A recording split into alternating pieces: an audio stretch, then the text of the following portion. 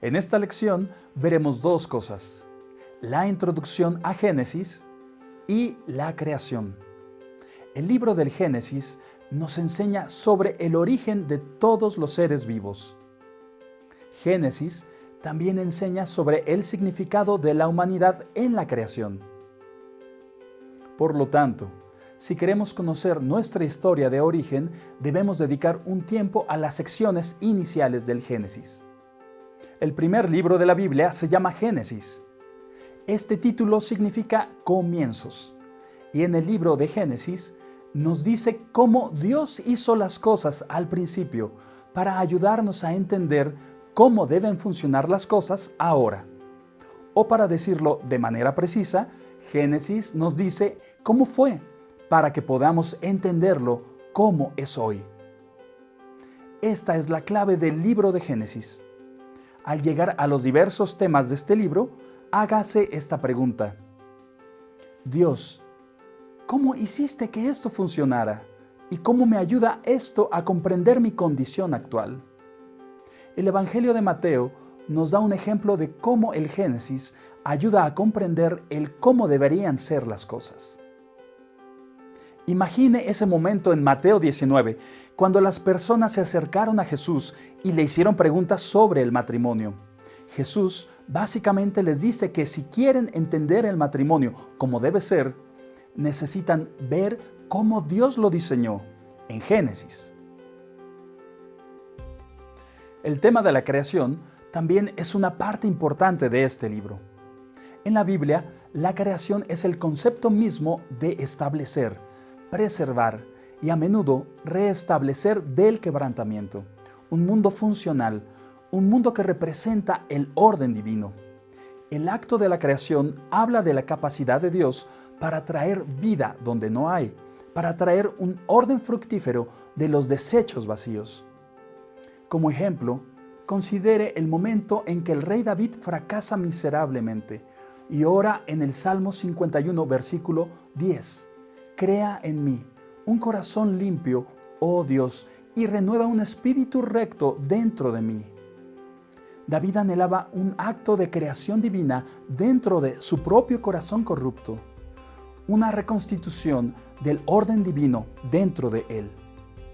En el Evangelio de Juan 3, versículo 5 y 6, Jesús dice que las personas necesitan nacer de nuevo, porque lo que nace de la carne es solo carne, pero uno necesita nacer del Espíritu para entrar en el reino de Dios. Cuando el apóstol Pablo comenta sobre el nacer de nuevo en 2 Corintios 5, 17, llama a esta experiencia nueva creación. Si alguno está en Cristo, es una nueva creación. Las cosas viejas pasaron, todas son hechas nuevas. Ahora tomemos un tiempo para considerar Génesis en contexto. Como todas las narrativas bíblicas, Génesis predica usando historias. Y todos esos sermones hablan sobre la naturaleza del orden divino. Nos dice quién hizo el mundo. Nos dice cómo Él hizo que fuera el mundo. Cuenta cómo hizo que el mundo funcionara. Nos dice cómo el hombre puede funcionar mejor dentro de él. Nos dice qué le pasa al mundo y cómo maximizar el potencial humano. Génesis también ofrece la esperanza de una eventual redención por parte del Creador. Teniendo en cuenta que las historias del Génesis tienen un contexto, sabemos que fueron escritas originalmente para personas que vivían en un mundo dominado durante muchos siglos por el pensamiento pagano sobre la naturaleza de Dios y el hombre y la realidad. Como tal, Génesis está diseñado para abordar conceptos erróneos paganos sobre el mundo, cosas como la naturaleza de Dios, la naturaleza de la realidad, el lugar del hombre en el plan del Creador.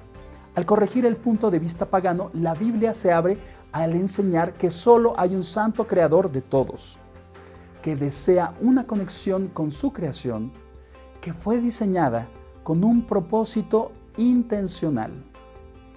Él creó el mundo de acuerdo con la sabiduría divina, con la intención de castigar a quienes desafían el orden divino y recompensa a quienes caminan de acuerdo a Él. Lejos de ser manipulado a través de rituales como el uso pagano de ídolos para obtener el control sobre los dioses, el Creador existe fuera de la creación como la fuente de toda ley natural en lugar de estar sujeto a ella.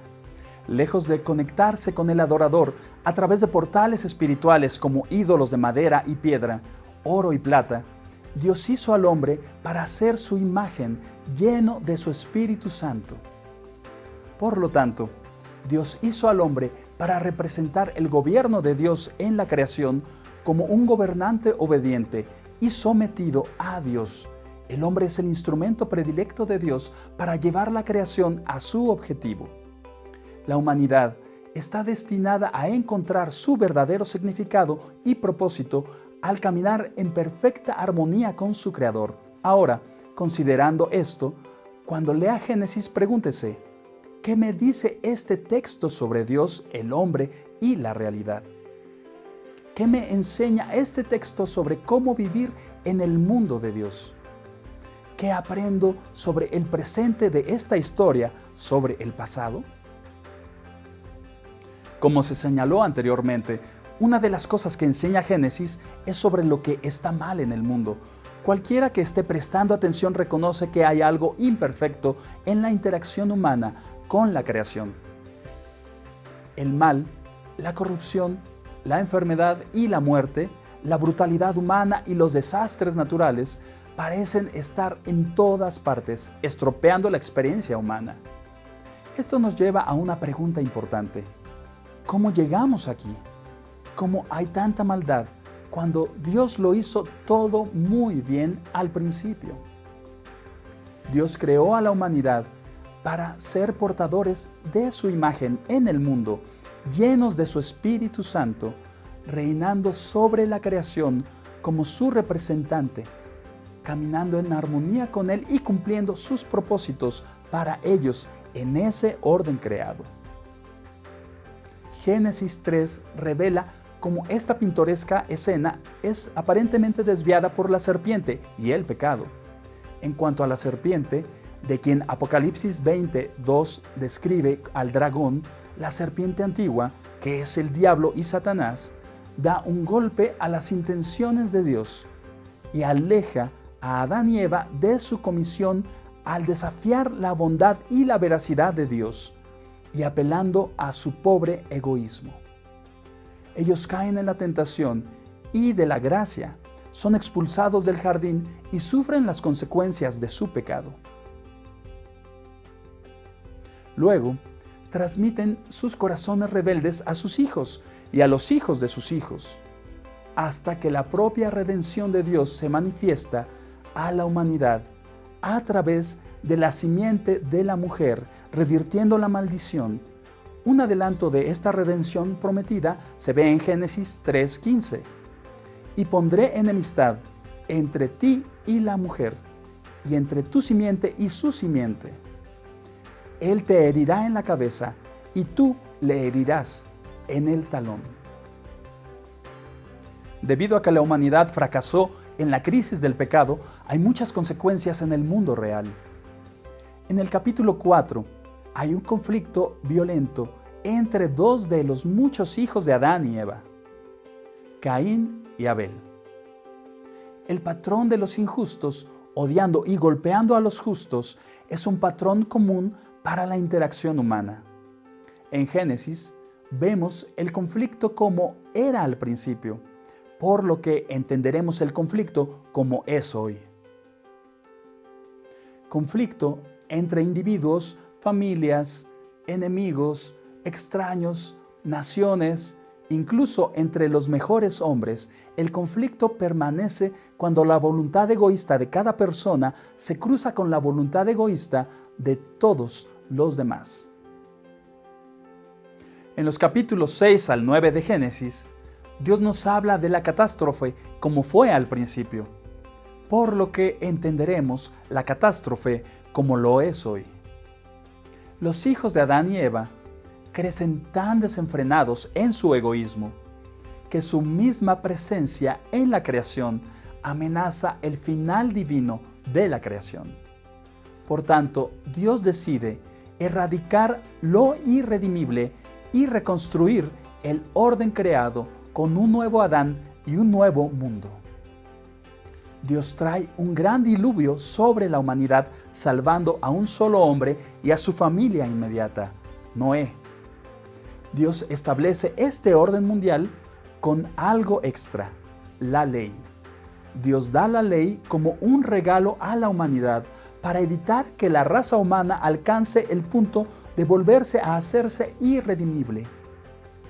Cuando Noé y su familia se esparcieron por el mundo nuevamente, Dios les ordena en Génesis 9:6 que cualquiera que derrame sangre de hombre, por el hombre su sangre será derramada, porque a su imagen Dios hizo al hombre. Esta es la semilla de toda ley justa. Derechos naturales arraigados en la identidad del hombre como la imagen de Dios que lleva en sí todos los derechos, privilegios y responsabilidades de ese honor. El Nuevo Testamento nos da un comentario sobre la historia de Noé y el diluvio. Jesús lo comenta 2 veces, comparándolo con su segunda venida. El libro de Hebreos nos dice que es la imagen de la fe. El apóstol Pedro lo compara con la salvación y la difícil situación del cristiano en un mundo violento y amenazante, donde los malvados odian a los justos. Dice que Noé abrió el arca a la gente y dijo: pueden entrar en esta arca y ser salvos. Ese es un buen simbolismo que revela el amor de Dios por la humanidad. En Génesis 11, después de muchas generaciones de los hijos de Noé, leemos acerca de hombres que se unieron en un proyecto rebelde para resistir los propósitos de Dios en ellos. Dios mira hacia abajo y dice algo como: mira a esas personas malvadas reuniéndose, usando toda su tecnología y sus cerebros para tratar de sabotear mis propósitos en el mundo. Porque si se unen en rebelión, no hay casi nada que no puedan hacer para arruinar al mundo. La torre fue más que un avance tecnológico. La historia trata sobre el orgullo y la rebelión, no sobre el progreso. Para ver esto, 3 cosas potencialmente interconectadas se destacan en la historia. Primero, es algo similar al alarde del rey de Babilonia, donde dice en Isaías 14, versículo 13, «Subiré al cielo, levantaré mi trono sobre las estrellas de Dios». Algunos ven la torre como un intento de llegar al salón del trono de Dios en los cielos. En segundo lugar, algunos muestran su incredulidad en la promesa de Dios de no inundar la tierra nuevamente como lo hizo en el diluvio de Noé. Están tratando de construir una torre impermeable forrada con el mismo material que utilizó Noé para sellar el arca del agua. Es como si dijeran: Dios no nos detendrá con una inundación otra vez. Lo engañaremos. Finalmente, entendemos que el propósito final de la torre es un proyecto creado por hombres para resistir el mandato de Dios para llenar la tierra. Génesis 9:1. En su orgullo, buscan hacer algo que, según Génesis 11:4, los glorifique a sí mismos y les evite ser esparcidos sobre la faz de toda la tierra. Debido a sus acciones, Dios dice: creo que voy a derrumbar eso. Dios confunde su capacidad de unirse en un proyecto maligno al confundir sus idiomas. Por tanto, como dice Génesis 11:8, Dios los esparció desde allí sobre la faz de toda la tierra. Génesis 12 al 50 nos presenta un gran avance de la promesa que Dios dio hace mucho tiempo para la redención a través de la simiente de la mujer. Dios entra en un pacto especial con Abraham, el hombre de fe, prometiendo traer las grandes bendiciones de Dios al mundo perdido a través de él. El pacto es un tema recurrente en las Escrituras. Dios quiere que hagamos un pacto de fe con Él. En Génesis vemos el pacto como era para que podamos entender el pacto como es hoy. Hay una relación y un acuerdo divino entre Dios y la humanidad en el jardín del Edén, en la creación del hombre como representante de Dios. Hay un pacto entre Dios y Noé y sus hijos en el diluvio, y uno entre Dios y la nueva creación después del diluvio. Todo esto lleva al pacto que Dios hace con Abraham y sus hijos, cultivándolo a lo largo de 4 generaciones, desde Génesis 12 al 50. Su ramificación nos lleva a través de la era de la Iglesia en el libro de Apocalipsis, que abarca el pacto mosaico, el pacto de Fineas, el pacto de David que estableció el rey David y sus hijos, de los cuales el principal es Jesucristo, quien hace un nuevo pacto en su sangre con su iglesia. Aprendemos acerca de Dios y el pacto como era, y llegamos a entender a Cristo y el pacto como lo es hoy. Hay muchos detalles que descubrir en el libro del Génesis, que nos hablan del mundo tal como era, para que podamos entender el mundo tal como es hoy. Pero hoy hemos visto lo principal. La creación es el establecimiento del orden divino sobre una tierra infértil que da como resultado un mundo completamente funcional. No se trata solo de comienzos, sino de nuevos comienzos, y el mantener el orden de Dios en el mundo y en los corazones humanos. Hay muchas preguntas que debemos explorar y responder a medida que leemos Génesis, pero nunca debemos de perder de vista los temas principales o las preguntas principales. ¿Qué me dice este texto sobre Dios, el hombre y la realidad? ¿Qué me enseña este texto sobre cómo vivir en el mundo de Dios? ¿Qué aprendo sobre el presente de esta historia del pasado? Génesis predica a través de historias contadas a personas que viven en un mundo pagano acerca de la verdadera naturaleza del mundo que Dios hizo, el papel que el hombre tenía en él, cómo se rompió y cómo Dios planea redimirlo. Además de las estructuras divinas de la creación que recompensan el buen comportamiento y castigan las malas acciones, habrá juicio y salvación bajo la suprema dirección de Dios. Y ley y castigo mediante el establecimiento de gobiernos humanos. Las luchas más grandes del mundo se originan en el corazón humano y se extienden a los sistemas humanos, porque al principio el hombre rechazó su comisión de ser representante de Dios lleno de su Espíritu Santo. Rechazaron una armonía voluntaria y obediente con el Creador. En cambio, eligieron buscar sus propios propósitos en el mundo.